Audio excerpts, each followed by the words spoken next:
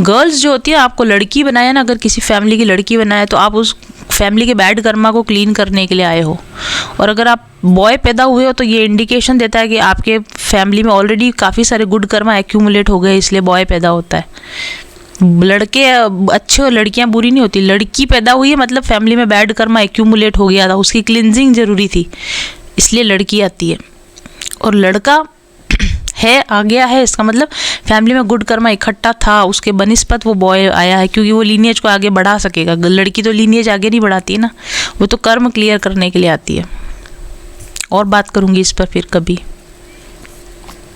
इसी तरीके से आपकी लीनिएज के कर्मा होते हैं, तो लीनिएज में आप देखो, किसी लीनिएज में किसी एक ही तरह की बीमारी बार बार होती रहती है, तो आप उसमें क्यों आए।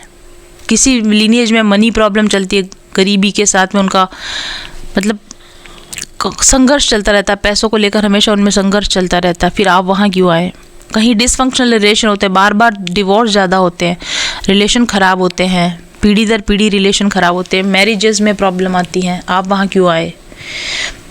कहीं पर लड़कियों को दबा दबा के रखा जाता है, पढ़ने नहीं दिया जाएगा, एजुकेट नहीं किया जाएगा। कोई कोई लीनिएज ऐसी होती है जो ब्लैक मैजिक के इफेक्ट में होती है, पीढ़ी दर पीढ़ी उनमें ब्लैक मैजिक की परेशानियों से वो लोग जूझ रहे होते हैं। आप वहाँ क्यों आए। अपना पुराना कर्मा या तो रिलीज़ करने आए थे या उस पैटर्न को चेंज करने के लिए आप आए। दोनों ही बातें हो सकती है। आप अपना कर्मा भी रिलीज़ करो और उसके उस पर्टिकुलर, और अगर आप हील हो जाओ तो देखो, अगर आप हील नहीं होगे तो आप उसी चीज़ को कंटिन्यू करोगे। हेल्थ प्रॉब्लम कंटिन्यू करोगे, मनी प्रॉब्लम कंटिन्यू करोगे, रिलेशनशिप प्रॉब्लम कंटिन्यू करोगे। अगर आप हील हो जाओगे तो आप उस पैटर्न को चेंज कर दोगे, आप हेल्दी जीना शुरू कर दोगे, अपने बच्चों को हेल्दी जीना शुरू करवा दोगे। पैटर्न चेंज कर दिया, यानी कर्मा क्लियर कर दिया। मनी की प्रॉब्लम है, आप अच्छी पढ़ाई करोगे, अच्छी एजुकेशन लोगे, बढ़िया नौकरी करोगे, फाइनेंशियल मैनेजमेंट सीखोगे, अपने बच्चों को सिखाओगे, कर्मा क्लियर हो गया।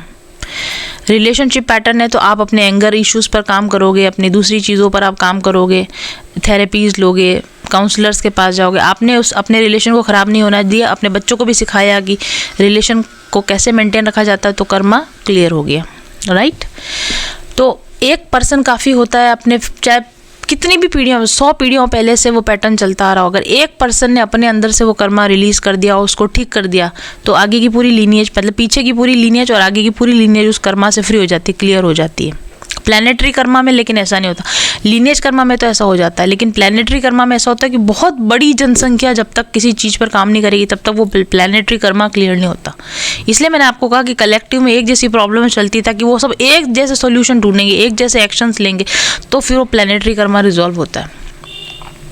ठीक है ना। और प्लानिटरी कर्मा की वजह से प्लानिट की वाइब्रेशन में, जैसे ज़्यादातर लोग अगर नॉनवेज खा रहे हैं, ज़्यादातर लोग अगर हिंसा कर रहे हैं, ज़्यादातर लोग अगर कंपैशन शो नहीं कर रहे हैं, ज़्यादातर लोग लालची हैं, ज़्यादातर लोग गुस्सैल हैं, तो क्या होगा, प्लानिट की वाइब्रेशन ख़राब हो जाएगी, प्लानिट का कर्मा ख़राब हो जाएगा और वो प्लेनेट ज़्यादा डेंस हो जाएगा, हैवी हो जाएगा। फिर वहाँ पर प्रॉब्लम्स क्रिएट होंगी, नेचुरल डिज़ास्टर्स होंगे और फिर वहाँ बहुत सारे लोगों के बीच में कार्मिक नॉट्स बन जाएंगी। इसने इस पे गुस्सा किया, उसने उस पे गुस्सा किया, इसने उसका नुकसान किया, उसने उसका नुकसान किया, तो क्या हो गया, इन लोगों के बीच में हैवी कार्मिक नॉट्स बन जाएंगी। वो इतनी गुंथी हुई नॉट्स बन जाएंगी कि उनको निकाला नहीं जा सकता। जब तक कि डिस्ट्रक्शन ना हो, मास डिस्ट्रक्शन नहीं हो जाए, तब तक वो कार्मिक नॉट्स खोली नहीं जा सकती। ठीक है। तो इस तरीके से ये सारी चीज़ें घटती हैं और इसलिए प्लानिटरी कर्मा पर हर प्लैनेट चूज़ करता है कि इस वक्त में मैं, मतलब इतनी गांठें बंध जाए फिर डिस्ट्रक्शन करना पड़े, उससे बढ़िया है कि जो प्लैनेट होता है वो भी अपने कुछ कुछ कार्मिक नोट्स पर धीरे धीरे काम करते रहता है। राइट।